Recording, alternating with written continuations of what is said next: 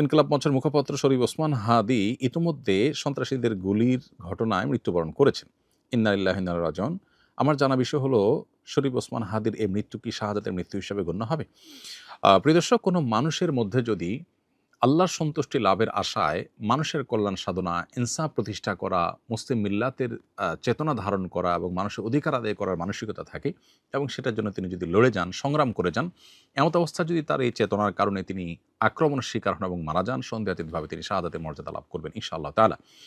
ঈমানদারের মধ্যে যদি আল্লাহর সন্তুষ্টি লাভের জন্য জীবন বাজি রাখার মানসিকতা থাকে এবং তার অসৎ কাজে বাধা প্রদান, অন্যায়ের বিরুদ্ধে তার প্রতিরোধ এবং ইনসাফ প্রতিষ্ঠার মানসিকতা লালন করার কারণে তিনি যদি আক্রমণের শিকার হন, তাহলে সেক্ষেত্রে তিনি অবশ্যই শাহাদাতের মর্যাদা লাভ করবেন। সেই জায়গা থেকে শরীফ ওসমান হাদিকে আল্লাহ তাআলা শাহাদাতের মর্যাদা দান করুন, আমরা সেই দোয়া করি।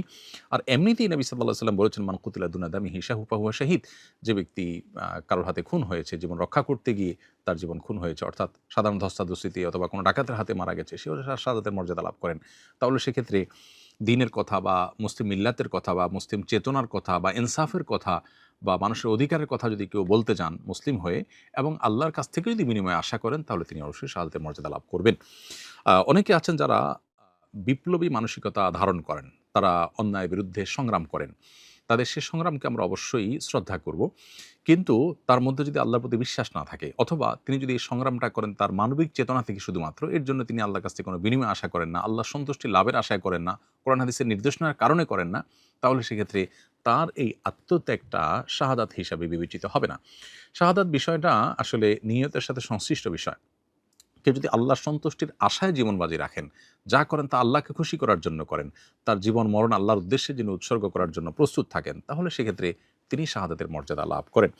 আমরা দোয়া করি শরীফ ওসমান হাদির সমস্ত ভুল ত্রুটি মাফ করে আল্লাহ তাআলা তাকে শাহাদাতের সর্বোচ্চ মাকাম দান করেন এবং তার সুখ সন্তপ্ত পরিবারকে সান্ত্বনা সইবার শক্তি নসিব করেন এবং সেই সাথে এখান থেকে অনুপ্রাণিত হয়ে আমাদেরকে আল্লাহর সন্তুষ্টির লাভের আশায় জীবন বাজি রাখার মানসিকতা আমাদেরকে ধারণ করার তৌফিক দান করুন। বস্তুবাদের এই পৃথিবীতে আমরা বেশিরভাগ মানুষ দুনিয়ার মোহে এতটা মোহাবিষ্ট হয়ে গেছি যে আমরা প্রত্যেকটা মানুষ শুধু বাঁচার জন্য সংগ্রাম করি এবং মরতেই যখন হবে তখন আল্লাহর রাহে আমি জীবন বাজি রেখে যেন মরতে পারি, আমি যেন অন্যায়ের বিরুদ্ধে কথা বলতে গিয়ে যেন আমার মৃত্যু হয়, আমার মৃত্যুটা যেন শাহাদাতের মৃত্যু হয়, আল্লাহর সন্তুষ্টি লাভের আশায় যেন আমি জীবন বাজি রাখতে পারি, সেই চিন্তা, সেই চেতনা আমাদের প্রত্যেকটা মানুষের মধ্যে থাকা দরকার, এজ এ ঈমানদার মধ্যে থাকা দরকার। আল্লাহ রাব্বুল আলামিন শরীফ ওসমান হাদির ভালো গুণগুলো দিয়ে আমাদের তরুণ সমাজকে ভরে দিন এবং সেই তরুণ সমাজকে অন্যায়ের বিরুদ্ধে ইনসাফ প্রতিষ্ঠার জন্য, ন্যায় নিষ্ঠ হওয়ার জন্য এবং মুসলিম মিল্লাতের কল্যাণ সাধন করবার জন্য এবং আল্লাহর সন্তুষ্টির উদ্দেশ্যে মানবতার কল্যাণ সাধন করবার জন্য সবাইকে দুনিয়ার লোভ মোহের ঊর্ধ্বে উঠে আল্লাহর উদ্দেশ্যে নিজের জীবনকে উৎসর্গ করার এবং নজরানা পেশ করার তৌফিক আমাদেরকে দান করুন।